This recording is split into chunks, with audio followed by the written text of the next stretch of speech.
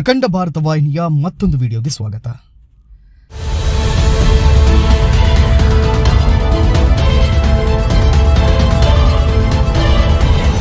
ವಿಶ್ವದ ಅತಿದೊಡ್ಡ ಧಾರ್ಮಿಕತೆಯ ಹಬ್ಬ ಎನಿಸಿಕೊಂಡಿರೋ ಮಹಾಕುಂಭಮೇಳ ಶ್ರದ್ಧಾ ಭಕ್ತಿಯಿಂದ ಸಾಗ್ತಾ ಇದೆ. ಕೋಟ್ಯಾಂತರ ಭಕ್ತರು ಪುಣ್ಯ ಸ್ನಾನ, ಪೂಜೆ, ಆರತಿ ನೆರವೇರಿಸಿ ತಮ್ಮ ತಮ್ಮ ಇಷ್ಟಾರ್ಥ ಸಿದ್ಧಿಗಾಗಿ ಪ್ರಾರ್ಥಿಸ್ತಾ ಇದ್ದಾರೆ.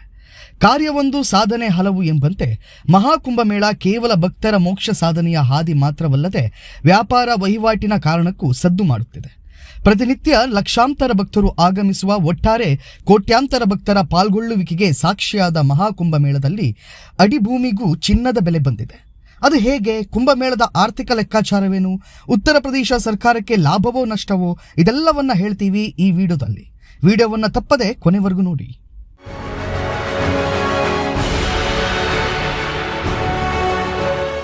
ಮಹಾಕುಂಭಮೇಳ ಹೆಸರೇ ಹೇಳುವಂತೆ ಇದು ಧಾರ್ಮಿಕತೆಯ, ಆಸ್ತಿಕತೆಯ ಮಹಾ ಉತ್ಸವ. 108 ಪುಣ್ಯ ಗಳಿಗೆಗಳಲ್ಲಿ ಸಾಧು ಸಂತರು, ಪವಾಡ ಪುರುಷರ ಜೊತೆಗೆ ಸಾಮಾನ್ಯ ಜನರು ಪುಣ್ಯ ನದಿಗಳಲ್ಲಿ ಸಂಗಮ ಸ್ಥಾನದಲ್ಲಿ ಮಿಂದು ಪುನೀತರಾಗುವ ಈ ಪುಣ್ಯ ಉತ್ಸವ ಈಗ ವಿಶ್ವದ ಗಮನ ಸೆಳೆದಿದೆ. ಬದುಕಿನಲ್ಲಿ ಒಮ್ಮೆಯಾದರೂ ಮಹಾಕುಂಭಮೇಳ ನೋಡಬೇಕು, ಭಾಗಿಯಾಗಬೇಕು ಎಂದು ನಂಬುವ ಜನರ ತಂಡೋಪತಂಡವಾಗಿ ಪ್ರಯಾಗ್ರಾಜ್ನತ್ತ ಮುಖ ಮಾಡುತ್ತಿದ್ದಾರೆ.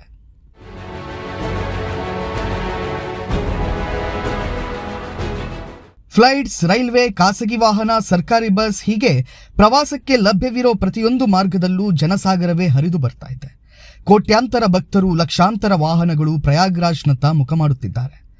ಭಿಕ್ಷುಕರಿಂದ ಆರಂಭಿಸಿ ಲಾಖ್ಪತಿ, ಕರೋಡ್ಪತಿಗಳು ಪುಣ್ಯಸ್ನಾನ ಘಟ್ಟದಲ್ಲಿ ಕಾಣಸಿಗುತ್ತಿದ್ದಾರೆ.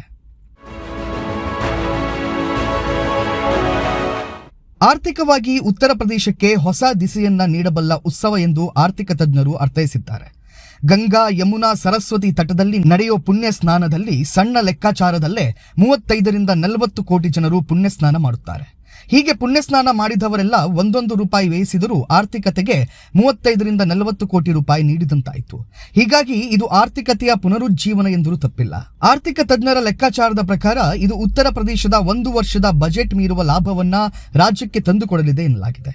ಉತ್ತರ ಪ್ರದೇಶದ ಪ್ರಯಾಗ್ರಾಜ್ನಲ್ಲಿ ನಡೀತಾ ಇರೋ ಮಹಾಕುಂಭಮೇಳ ಒಟ್ಟು ಬಜೆಟ್ 7,500 ಕೋಟಿ ರೂಪಾಯಿ. ಅದರಲ್ಲಿ ಉತ್ತರ ಪ್ರದೇಶ ಸರ್ಕಾರದ ಪಾಲು 5,400 ಕೋಟಿ ರೂಪಾಯಿ, ಕೇಂದ್ರ ಸರ್ಕಾರದ ಪಾಲು 2,100 ಕೋಟಿ ರೂಪಾಯಿ ಇದೆ. ಮಹಾಕುಂಭಮೇಳದಿಂದ ಬರಲಿರುವ ಅಂದಾಜು ಆದಾಯ 2ರಿಂದ 4 ಲಕ್ಷ ಕೋಟಿ ರೂಪಾಯಿ ಆಗಿದೆ. ಒಟ್ಟು 45 ಮಹಾಕುಂಭಮೇಳಕ್ಕೆ ಸರಿಸುಮಾರು 50 ಕೋಟಿಗೂ ಹೆಚ್ಚು ಪ್ರವಾಸಿಗರು ಭೇಟಿ ನೀಡುವ ನಿರೀಕ್ಷೆ ಇದೆ. ಸಿಎಐಟಿ ಅಂದ್ರೆ ಅಖಿಲ ಭಾರತೀಯ ವ್ಯಾಪಾರಿಗಳ ಒಕ್ಕೂಟದ ದತ್ತಾಂಶದ ಪ್ರಕಾರ 80% ಪ್ರವಾಸಿಗರು ತಲಾ 5,000 ರೂಪಾಯಿ ಖರ್ಚು ಮಾಡಲಿದ್ದಾರೆ ಎಂದು ಅಂದಾಜಿಸಿದೆ. ಈ ಲೆಕ್ಕದ ಪ್ರಕಾರ ಮಹಾಕುಂಭಮೇಳದಲ್ಲಿ ನಡೆಯಲಿರುವ ಒಟ್ಟು ವ್ಯವಹಾರ ಮತ್ತು ಆದಾಯ 2 ಲಕ್ಷ ಕೋಟಿ ದಾಟಲಿದೆ. ಒಬ್ಬ ಪ್ರವಾಸಿಗ 10,000ದಂತೆ ಖರ್ಚು ಮಾಡಿದ್ರೆ ಸುಮಾರು 5 ಲಕ್ಷ ಕೋಟಿ ಆದಾಯದ ನಿರೀಕ್ಷೆ ಇದೆ ಎಂದು ಅಖಿಲ ಭಾರತ ವ್ಯಾಪಾರಿಗಳ ಒಕ್ಕೂಟದ ದತ್ತಾಂಶ ವರದಿ ಮಾಡಿದೆ. ಇನ್ನು ಉತ್ತರ ಪ್ರದೇಶದ ಆರ್ಥಿಕತೆಗೆ ಈ ಧಾರ್ಮಿಕ ಹಬ್ಬ ಹೇಗೆ ಕೊಡುಗೆ ನೀಡಿದೆ ಅನ್ನೋದನ್ನ ನೋಡೋದಾದ್ರೆ, ಮೊದಲ ಅಂಶವೇ ಚಿನ್ನದ ಬೆಲೆಯ ಭೂಮಿ. ಪ್ರಯಾಗ್ರಾಜ್ನಲ್ಲಿ ಪುಣ್ಯ ಸ್ನಾನಕ್ಕೆ ಬಂದಿರೋರು ಒಂದೇ ದಿನ ಅಥವಾ ಗಂಟೆಗಳಲ್ಲಿ ತಮ್ಮ ಪುಣ್ಯ ಸ್ನಾನ ಮುಗಿಸಿ ಸ್ಥಳದಿಂದ ತೆರಳಲು ಸಾಧ್ಯವಿಲ್ಲ. ಹೀಗಾಗಿ ವಸತಿ ವ್ಯವಸ್ಥೆ ಬೇಕೇ ಬೇಕು. ಇದೇ ವಸತಿ ವ್ಯವಸ್ಥೆಯೇ ಮಹಾಕುಂಭಮೇಳದ ಆರ್ಥಿಕತೆಗೆ ಅತಿದೊಡ್ಡ ಕೊಡುಗೆ ನೀಡುತ್ತಿದೆ. ಇಲ್ಲಿ ತುಂಡು ಭೂಮಿಗೆ ಚಿನ್ನದ ಬೆಲೆ ಬಂದಿದೆ.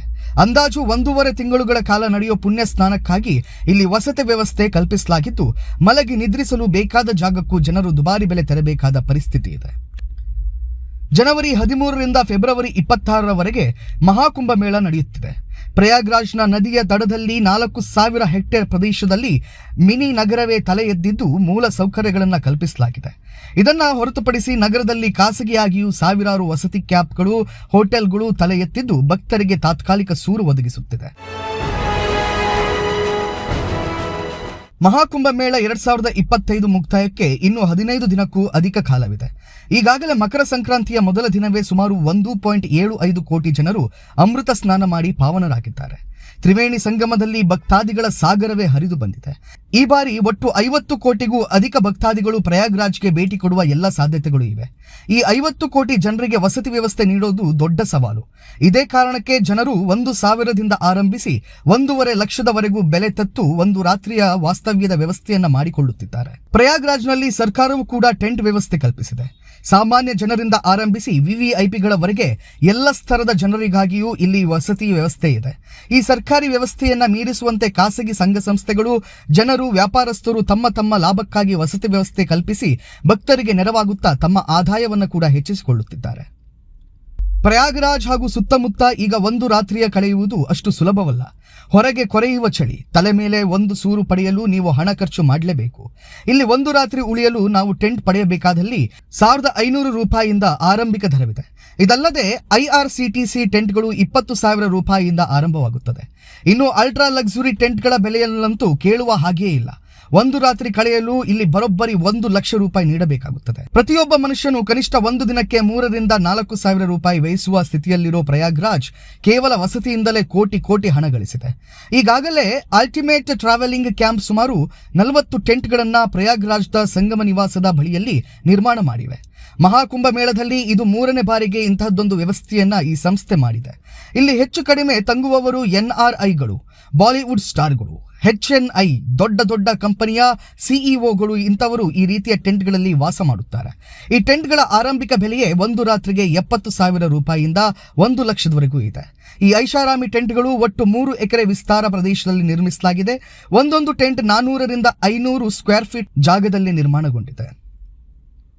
ಇದನ್ನು ಹೊರತುಪಡಿಸಿ ದಿನಕ್ಕೆ 400 ರೂಪಾಯಿ ಬಾಡಿಗೆಯ ಟೆಂಟ್ಗಳು ಇಲ್ಲಿ ಲಭ್ಯವಿದೆ. ಕೇವಲ ಭೂಮಿ ಮಾತ್ರವಲ್ಲ, ಸಾರಿಗೆ, ಹೋಟೆಲ್, ಹಣ್ಣು ವ್ಯಾಪಾರ, ಬಟ್ಟೆ ಹಾಗೂ ಧಾರ್ಮಿಕ ಸಾಮಗ್ರಿಗಳ ಮಾರಾಟಗಾರರು ಬದುಕಿನಲ್ಲಿ ವ್ಯಾಪಾರ ಅತ್ಯುನ್ನತ ಲಾಭ ಗಳಿಸುವ ಹಾದಿಯಲ್ಲಿದ್ದಾರೆ ಎಂದು ಮಾಧ್ಯಮಗಳು ವರದಿ ಮಾಡ್ತಾ ಇವೆ. ಕೇವಲ ಟೆಂಟ್ ವ್ಯವಸ್ಥೆ ಮಾತ್ರವಲ್ಲ, ಸ್ಥಳೀಯ ಸಾರಿಗೆಗಳು ಲಾಭ ಗಳಿಸಿವೆ. ಪ್ರಯಾಗ್ರಾಜ್ಗಾಗಿ ಉತ್ತರ ಪ್ರದೇಶ ಸರ್ಕಾರ 7,500 ಬಸ್, ಹೆಚ್ಚುವರಿ ಟ್ರೈನ್ ವ್ಯವಸ್ಥೆಯನ್ನು ಕಲ್ಪಿಸಿದೆ. ಆದರೆ ಭಕ್ತರು ಪ್ರಯಾಗ್ರಾಜ್ ತಲುಪಲು ಸಹಾಯ ಮಾಡೋ ಟ್ರೈನ್ ಮತ್ತು ಫ್ಲೈಟ್ ಬೆಲೆ ಗಗನಕ್ಕೇರಿದೆ. ವಿಮಾನಯಾನ ಕಂಪನಿಗಳು ಕೂಡ ಭಕ್ತಾದಿಗಳಿಂದ ಹಣ ವಸೂಲಿ ಮಾಡುವ ವಿಚಾರದಲ್ಲಿ ಹಿಂದೆ ಬಿದ್ದಿಲ್ಲ. ಸಾಮಾನ್ಯ ದಿನಗಳಿಗಿಂತ ಈಗ 162% ಬೆಲೆಗಳನ್ನು ಏರಿಸಿಕೊಂಡು ಕುಳಿತಿವೆ. ಮುಂಬೈನಿಂದ ಪ್ರಯಾಗ್ರಾಜ್ಗೆ ಹೊರಡುವ ವಿಮಾನಗಳ ಟಿಕೆಟ್ ದರದಲ್ಲಿ ಸುಮಾರು 13% ಏರಿಕೆಯಾಗಿದೆ. ದೆಹಲಿಯಿಂದ ಪ್ರಯಾಗ್ರಾಜ್ಗೆ ಹೊರಡುವ ವಿಮಾನಗಳ ಟಿಕೆಟ್ ಬೆಲೆ 21% ಏರಿಕೆಯಾಗಿದೆ. 5,000 ರಿಂದ 6,000 ರೂಪಾಯಿಗೆ ದೆಹಲಿಯಿಂದ ಪ್ರಯಾಗ್ರಾಜ್ ತಲುಪುತ್ತಿದ್ದ ವಿಮಾನಗಳು ಈಗ ಬೆಲೆ ಏರಿಕೆ ಮಾಡಿಕೊಂಡಿವೆ. ದೆಹಲಿಯಿಂದ ಪ್ರಯಾಗ್ರಾಜ್ಗೆ ಹೋಗಲು ಇಂಡಿಗೋ 17,497 ರೂಪಾಯಿ ಬೆಲೆ ನಿಗದಿಪಡಿಸಿದೆ. ಏರ್ ಇಂಡಿಯಾ 23,727 ರೂಪಾಯಿ ಮತ್ತು ಸ್ಪೈಸ್ ಜೆಟ್ 26,215 ರೂಪಾಯಿ ಬೆಲೆಯನ್ನ ನಿಗದಿ ಮಾಡಿದೆ. ಇದೆಲ್ಲವೂ ಪ್ರಯಾಗ್ರಾಜ್ನ ಬೆಲೆ ಏರಿಕೆಯ ಸುದ್ದಿಯಾದರೆ ಪ್ರಯಾಗ್ರಾಜ್ನಲ್ಲಿ ಕೇವಲ ವ್ಯಾಪಾರ ನಡೆಯುತ್ತಿಲ್ಲ, ದಾನ ಧರ್ಮಗಳು ಕೂಡ ನಡೆಯುತ್ತಿದೆ. ಲಕ್ಷಾಂತರ ಜನರು ತುಂಡು ಭೂಮಿಗೆ ಬಿಡ್ಡಿಂಗ್ನಲ್ಲಿ ಲಕ್ಷಾಂತರ ರೂಪಾಯಿ ಹಣ ಪಾವತಿಸಿ ಮಳಿಗೆಗಳನ್ನ ಬಾಡಿಗೆಗೆ ಪಡೆದು ವ್ಯಾಪಾರವನ್ನು ಮಾಡುತ್ತಿದ್ದಾರೆ. ಆದರೆ ಎಲ್ಲ ವ್ಯಾಪಾರಿಗಳು ಲಾಭಕ್ಕಾಗಿ ಅಂಗಡಿಗಳನ್ನ ತೆರೆದಿಲ್ಲ. ಬದಲಾಗಿ ಎಲ್ಲ ಜನರು ನಾಮಕಾವಸ್ಥೆ ದುಡ್ಡು ಪಡೆದು ಪ್ರಯಾಗ್ರಾಜ್ಗೆ ಬಂದ ಪ್ರವಾಸಿಗರಿಗೆ, ಭಕ್ತರಿಗೆ ಊಟೋಪಚಾರದ ವ್ಯವಸ್ಥೆ ಕಲ್ಪಿಸುತ್ತಿದ್ದಾರೆ. ಇದು ಮೋಕ್ಷ ಸಾಧನೆಯ ಮತ್ತೊಂದು ಹಾದಿ ಎಂದು ಭಕ್ತರು ಬಣ್ಣಿಸುತ್ತಿದ್ದಾರೆ.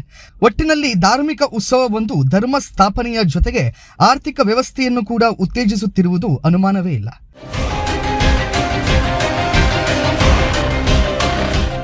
ನೀವಿನ್ನೂ ಅಖಂಡ ಭಾರತ ವಾಹಿನಿಯನ್ನ ಸಬ್ಸ್ಕ್ರೈಬ್ ಮಾಡಿಲ್ಲ ಅಂದ್ರೆ ಕೂಡಲೇ ಸಬ್ಸ್ಕ್ರೈಬ್ ಮಾಡಿ. ಹಿಂದುತ್ವ, ಹಿಂದೂ ರಾಷ್ಟ್ರದ ರಕ್ಷಣೆಗಾಗಿ ವಿಡಿಯೋಗಳನ್ನ ಇತರರಿಗೂ ಶೇರ್ ಮಾಡಿ.